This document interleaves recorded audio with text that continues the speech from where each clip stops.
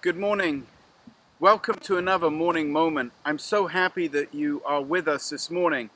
This is a beautiful day in Overland Park, Kansas, in one of my favorite places. Every time we get a new intern at New Haven, I always bring them here because of the history of this place, because of all the things that have gone before, how God blesses in the past, how He's blessing right now, and He will bless in the future. Right now, my daughter, Lindsay, is painting a mural. And that makes me smile because my father was a painter. Unfortunately, I have none of his artistic talent, but my daughter has picked up that talent. My dad, at the end of every letter, would paint a cat or a dog or a Mickey Mouse figure. And he also painted my bedroom wall when I was a little boy. I had the whole of my wall painted like a train coming out of a tunnel. There was a lake there. There were these bushes. There was this grass. There was all these different plants. And what was incredible to me is in the daytime you saw this beautiful picture. But as soon as you turned the light out, I remember many nights laying in bed thinking I could see faces in the picture, or thinking that there were monsters in those trees. And I would jump up and I'd turn on the lights and I would see the beautiful picture that my dad had painted for me. It would always scare me, but when I turned on the lights, the picture was fine.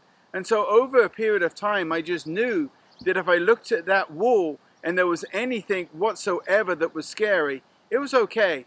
All I had to do was turn on the light and I could see everything, and it was just a beautiful creation that my dad had drawn for his son who he loved.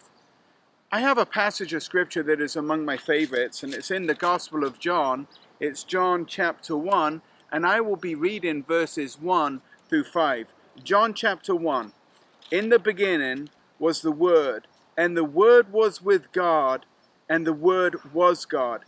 He was with God in the beginning. We're talking about Jesus. Through him all things were made. Without him nothing was made that has been made. In him was life, and that life was the light of men. The light shines in the darkness, but the darkness has not understood it. I love this.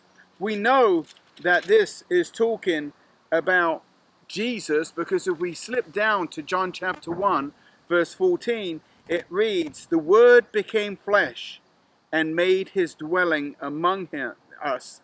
We have seen his glory, the glory of the one and only, who came from the Father, full of grace and full of truth."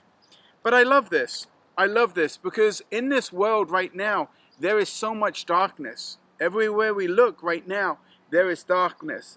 And it's scary because there are so many things in the darkness that scare us. But when I focus on Jesus, all those worries and all those stress and all those things that scare me disappear. It's almost like with Jesus, I can walk through the valleys, through everything, because Jesus is right there with me. He guides me and he blesses me. So no matter what is taking place in the world right now, and no matter how scared you are, remember our history. God has led us in a mighty way, and he won't just leave us here. One day, he will return to take us home if we have faith in him. May the Lord bless you and your precious family at these times, during these scary times. And remember to focus on Jesus, who is our Creator, our Redeemer, and the one who gives us light. Please, don't forget, smash the like button, and don't forget to subscribe. God bless you and your family. Goodbye.